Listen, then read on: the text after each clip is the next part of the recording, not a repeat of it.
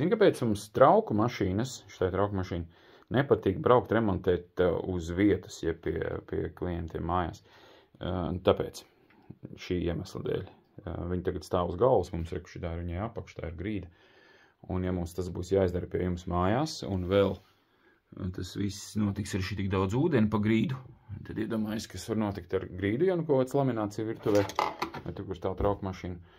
Un ja vēl viņi tek, nu tad vispār tāpat kā šo te tiec gudrs, kur viņi tek, jo tek viņš kaut kur šajā vietā, te, kur tas mazais, tas metāla pleķis redzams.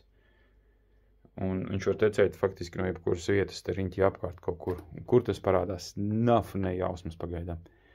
Un tik kaut kam klāt šeit ir vienkārši bēda ielai. Tā kā, ja jūs man sauksiet remontēt trauku mašīnu, es to ļoti negribēšu darīt. Sorry.